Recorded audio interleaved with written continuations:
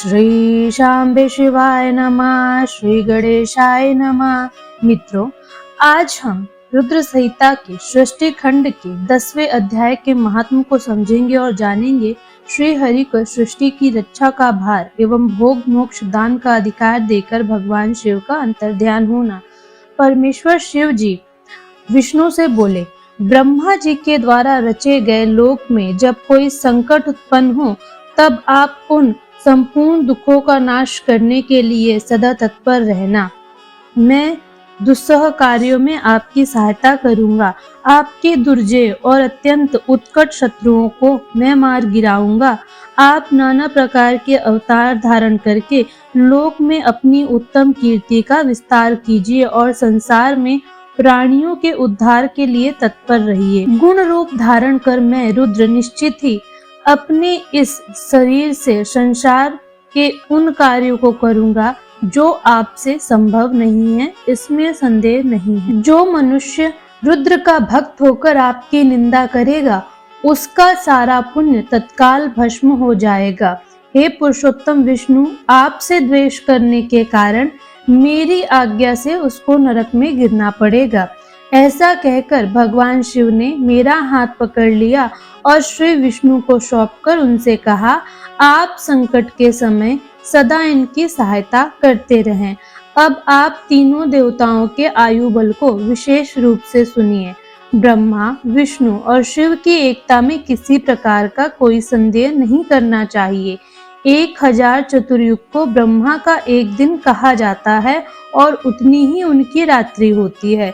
इस प्रकार क्रम से यह ब्रह्मा के एक दिन और एक रात्रि का परिणाम है।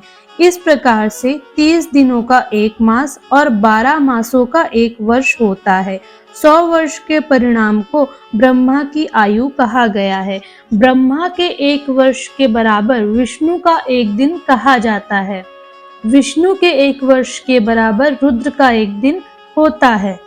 भगवान शिव का यह वचन सुनकर सबको वश में करने वाले भगवान विष्णु मेरे साथ विश्वनाथ को प्रणाम करके मंद स्वर में उनसे कहने लगे, मैं आपकी आज्ञा के अधीन रहकर यह सब कुछ करूंगा।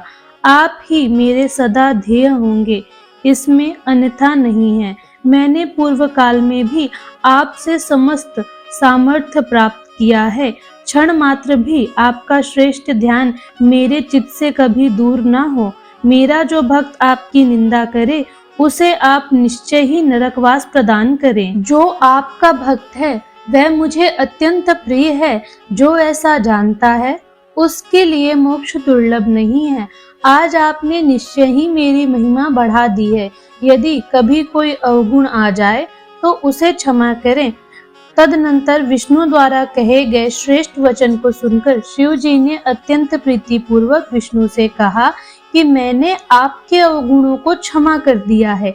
विष्णु से ऐसा कहकर उन कृपानिधि परमेश्वर ने कृपा पूर्वक अपने हाथों से हम दोनों के संपूर्ण अंगों को स्पर्श किया। सर्व दुखहारी सदाशिव ने नाना प्रकार के धर्मों का उपदेश हम दोनों के हित की इच्छा से अनेक प्रकार के वर दिए।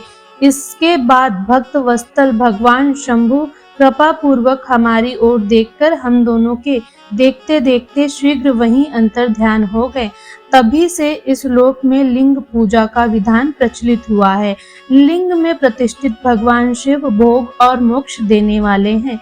शिवलिंग की वेदी महादेवी का स्वरूप है और लिंग साक्षात महेश्वर हैं। लय कारक होने के कारण ही इसे लिंग कहा गया है। इसी में संपूर्ण जगत स्थित रहता है। जो शिवलिंग के समीप स्थित होकर नित्य इस लिंग के आख्यान को पढ़ता है वह 6 मास में ही शिव स्वरूप हो जाता है, इसमें संदेह नहीं करना चाहिए।